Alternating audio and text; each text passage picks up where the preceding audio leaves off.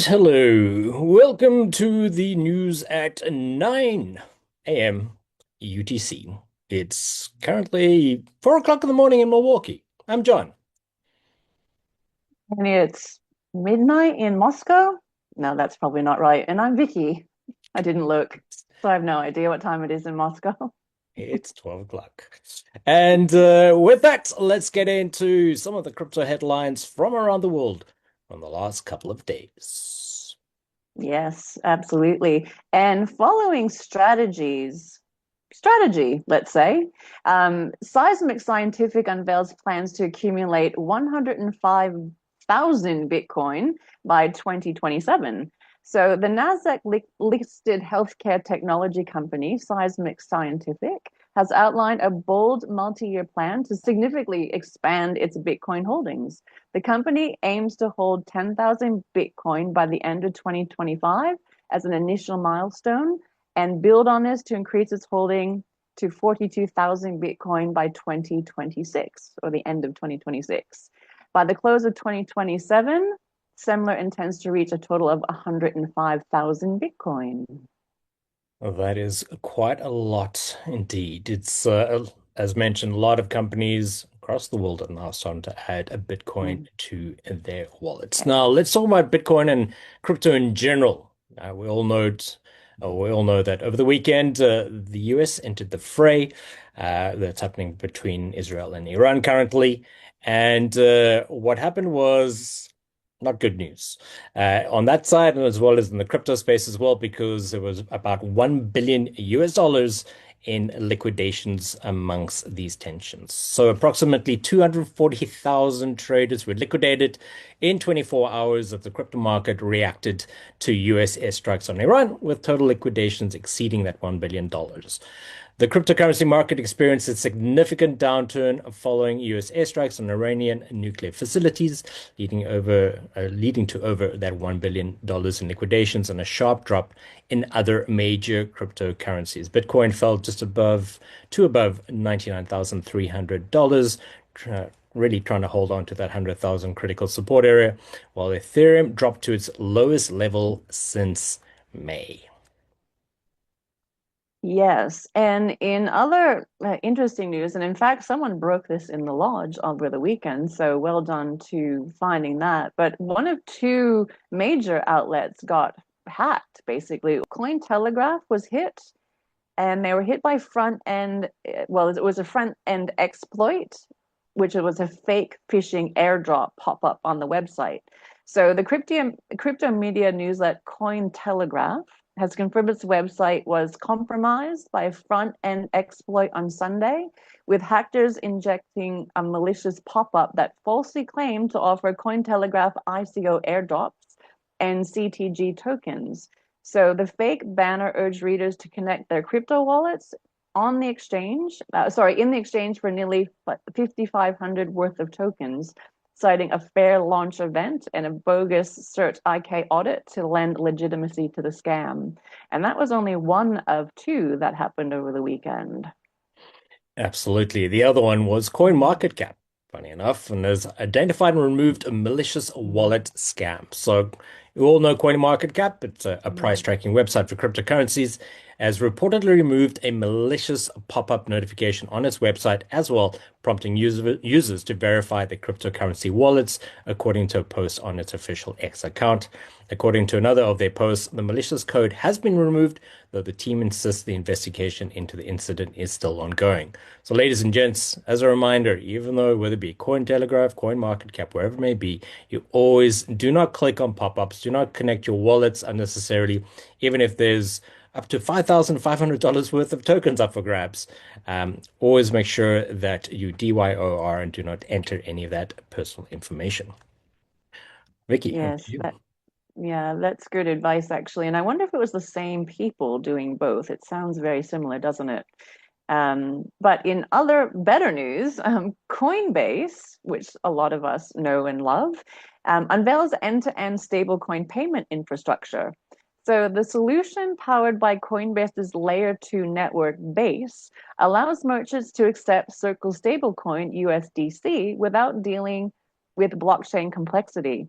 So Shopify, which many of you might know, is the first major partner and has already integrated the system, enabling its vast merchant base to receive near instant low-cost USDC payments from customers worldwide. So that is very exciting, and hopefully more to come from other companies. Well, absolutely. And Coinbase is still in the news amongst a bunch of others as well. Now, great news for our European friends is that not only Coinbase, but a whole bunch of other crypto firms have secured MiCA licenses. That's MICA, which we'll get into now. So several of these firms have adapted their strategies.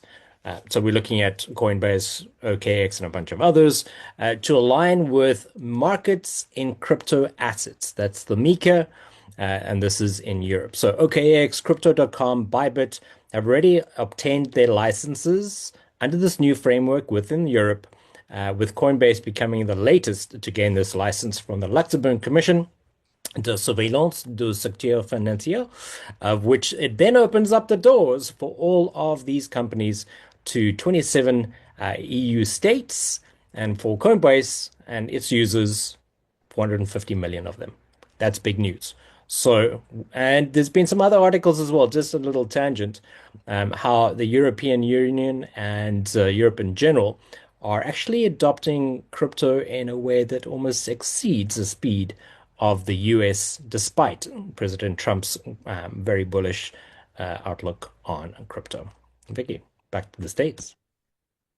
Yeah, that is huge actually, because the EU has buttoned itself down over the last couple of years. So now it's unbuttoning itself, and that's really good to see. And actually, the US needs to get a move on because they are now lagging behind after such a good start at the beginning of the year. But in good news, and taking a page from federal, the Texas governor has signed a bill adding Bitcoin to its official reserves.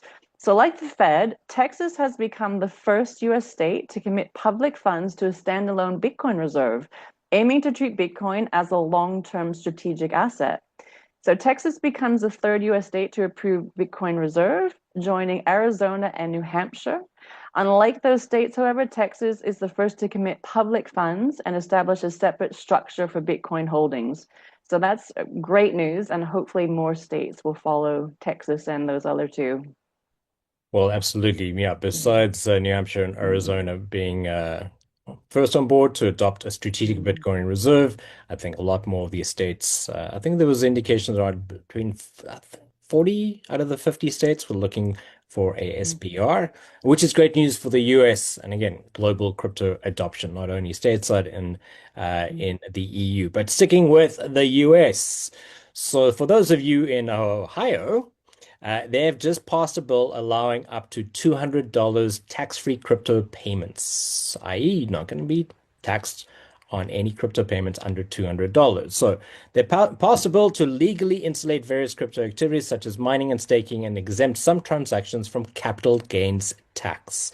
The bill would exempt all crypto transactions under $200 from capital gains tax, a figure that could rise each year with inflation. However, that $200 limit would apply in the first tax year when or if the bill is passed and would be raised in line with the CPI, Consumer Price Index, round up to the nearest $5. So as soon as it's passed, for the first year, any payments and any rewards around mining and staking as well will not be eligible for CGP, capital gains tax. So keep that in mind, those in Ohio and the rest of the US. Keep an eye out for some other similar bills to be passed in the next couple of months. Vicky. Yeah, I'm glad this report is actually getting better because it was all gloom and doom at the beginning. So I'm glad we're doing positive things now. And another positive thing is Japan. So Japan's central bank eyes crypto as a contender in its post-cash economy. So the Bank of Japan, the Bank of Japan's officials are beginning to acknowledge what's once seemed outlandish, that cryptocurrencies could be one day become a major part of everyday payments in Japan. They think it's perhaps even going to challenge the yen itself. So that's huge for Japan. And really, a lot of countries in the world need to look at that to see what they're doing and adopt that as well. It'd be good news for us for sure. I think we're still in the early days, ladies and gents. We mentioned in one of Certainly our are. previous stories before about how in the duty-free airport or duty-free shop in the airport in Bolivia, how USDT was being referred to as the currency of choice. So we will start to see global adoption where other countries will be using crypto um, as payment methods. All right, sticking with the Far East, that was Japan. I'll head over to South Korea. How South Koreans, especially the young ones, and I'm not talking about kids, I'm talking about young Koreans, are turning to crypto out of desperation. A local expert says a growing share of South Korea's youth is turning to cryptocurrency not out of belief in its technology, but as a last resort amid economic woes. Crypto exchange users in South Korea have passed 16 million, which is about 30% of the country's population, according to data from late March, after receiving a boost from US President Donald Trump's election win last November. So, with more countries kind of looking at the US and now the EU and their viewpoints, the Far East as well. Look what's happening in Japan in terms of crypto and policy changes. Look what's happening in South Korea in terms of how young people are realizing that crypto does provide a financial freedom. Not necessarily understanding the technical application of crypto, but at least people are realizing that there is a path to financial freedom, especially in the Far East and other countries. Vicky. Yeah, I think it's not only the young people in South Korea, it's also the government and big business because South Korea is also moving closer to approving spot Bitcoin ETFs. So, South Korea's Financial Services Commission has submitted plans to introduce spot Bitcoin and crypto ETFs by the second half of 2025, making a significant shift in the country's Bitcoin policy and amid growing institutional demands for regulated Bitcoin investment vehicles. So I think South Korea is noticing that all of their population is turning to crypto and they want to regulate it a little bit more, which is not a bad thing. So good for them. Absolutely. And still Mm. sticking with the East as well, another country we're going to be speaking about and have spoken about is Thailand. So we're looking at what's going to happen with Ohio in the States in terms of that $200 tax exempt situation.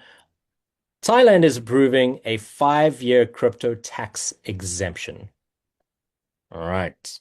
Thailand's crypto income tax waiver applies to crypto sales made through licensed crypto asset service providers from 2025 to late 2029. Thailand has approved these exemptions on income from the sale of cryptocurrencies like Bitcoin for 5 years, according to the Ministry of Finance announcement. Thailand will waive the capital gains tax on crypto sales made through all of these in that period. And listen, it can only bode good things for those in Thailand, and hopefully other countries as well will start to adopt similar principles, not just states and counties, but whole countries as well. So for those of you, which we see from various countries around the world, start talking to your ward councillors, those in local governments, and start spreading the word because it's all going to benefit everybody. Yeah, I think Thailand might be the place to go for a lot of people on this call, actually, because there's a lot of Australians on the call. And Australia is kind of moving towards what Thailand is doing because at the moment, crypto is taxed as property. So the same thing with capital gains tax. Every time you trade, there's a capital gains event, and also on DeFi and wrap tokens. But a May 2025 court ruling may challenge the status quo, suggesting that Bitcoin, at least, could be classified as Australian currency, potentially exempting it from CGT, the capital gains tax, which would be incredible. So, just as a little tidbit, Australia is one of the world's most crypto aware nations, with over 31% of our citizens owning digital assets and nearly 1,800 crypto ATMs across the country. To be honest, I currently live in Australia, and you would never know that because most Australians are kicking and screaming towards crypto. Not us, of course, but a lot of them are. So it's interesting that even though that, crypto is here to stay, it looks like in Australia. So watch this space for that one. Absolutely. We have covered Mm, that element before mm, around the yeah. crypto ATMs. You guys always go watch one of the previous recordings. But yes, Moving on from the news, because while the news does affect certain things like our mindsets, it also affects the crypto fear and greed index as well. Yes, fear. Nope, that did it wrong again. Over there. So over fear and greed index, just over there. I'll get it right one day. So it's around 40. So it is leaning well into the fear side of things. And this is a big shift from the past few weeks where it was sitting in neutral territory. So it was around the 53, 51, and it's now 40, which is a big swing. And as a reminder to everyone, if you did not watch the Happy Hour Hangout from about 2 weeks ago, we did talk all about what the Fear and Greed Index means. So if you didn't watch that or if you weren't on the call, have a look at the video and you'll understand why 40 could be good or bad depending on how you look at it. Well, let's have a quick look at the charts because of the news that we had over the weekend with the US entering the fray. Let's have a quick look at Bitcoin market cap, or at least the dominance around that. And currently, it's sitting rather high. It's sitting at 65.95 as the all-time from yesterday. And at the moment, things are still looking like they're gaining a bit of momentum. What does it mean? Is that in the cryptocurrency space, where there's crypto or at least cash inflow, it's flowing into Bitcoin mostly, and that means a lot of the alts, not all of the alts, looking at some of these that are moving along and having some fun. But in terms of that, we can expect that the Bitcoin dominance is going to be staying high for the next couple of days. We'd like to see this coming down like it did back here in the beginning of May, and that's when a whole bunch of the altcoins had a nice surge, right? And again, you guys can add in your neon green HODL fire and have a look and keep an eye on that depending on the time frame. If you're looking to trade on the 1 hour or the 4 hour using the HODL fire, have a look at that time frame, but with the Bitcoin dominance chart. Let's have a quick look at this weather report around Bitcoin. So just quickly turn that off. Finding some decent support at the moment, despite the big drop down to 99,300. That was yesterday with the news around the Iran, Israel, US conflicts. So at the moment, we can see that Bitcoin is trying to rally a little bit. We might have a little bit of respite. It's going to deal with a little bit of resistance, though. However, hopefully, we'll see a couple of days, a little bit of upwards, and we'll probably see sideways for quite some time. But again, keep an eye on the neon green HODL fire in the next 14 hours and 40 minutes as a Prince New Day candle. We may well see a pivot bottom here on the day, hopefully followed by a buy tag, and we should see a resurgence.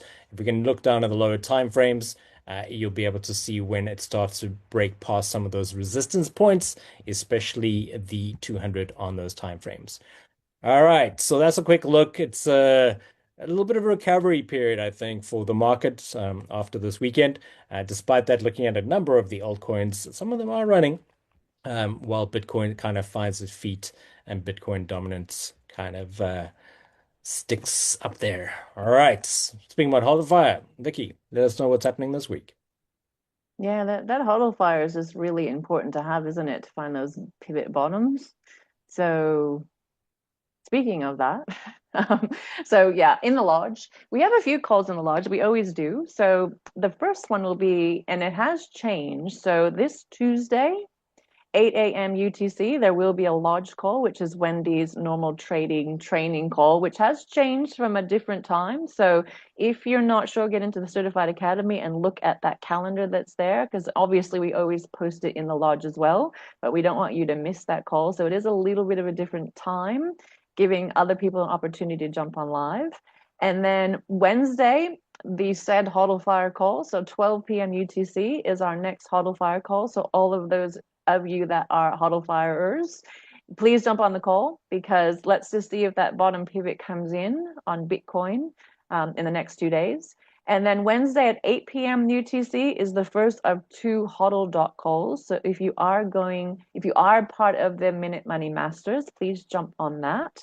And if you do miss that one, there is another one at Thursday, 8 a.m. UTC, which is the second of the HODL dot calls. And I believe Marcel is doing one of those and Wendy is doing the other ones. All right, all of those links will be in the call and in your dot rooms wherever is needed. Now, I've got a quick question for everybody on the call right now. Drop in an emoji if anybody wants the HODL fire for 30 days. Drop in an emoji, a little reaction, a thumb up, a heart, whatever it might be. There we go. We've got one person, two people.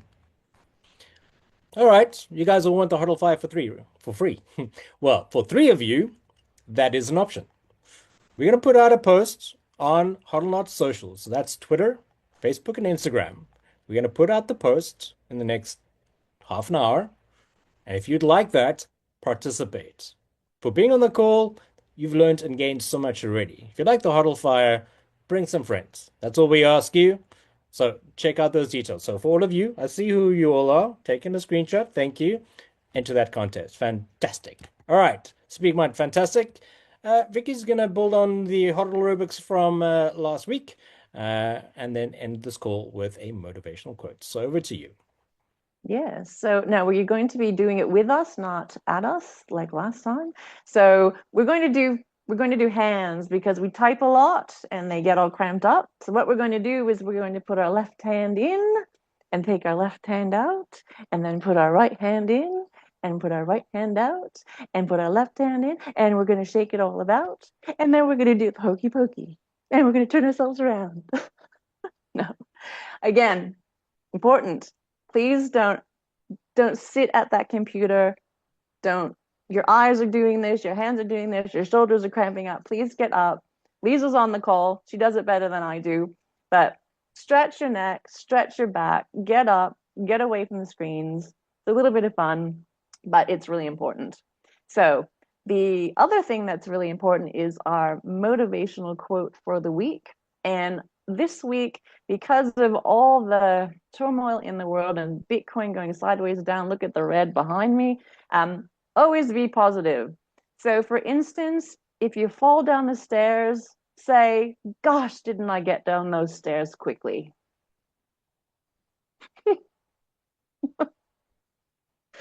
That's one way to look at it. Thanks for looking at us and joining us. This weekly warm-up of HODLNOTS is brought to you by tallow. Make frying oil tallow again. Until next week, enter that contest. See you soon. Bye.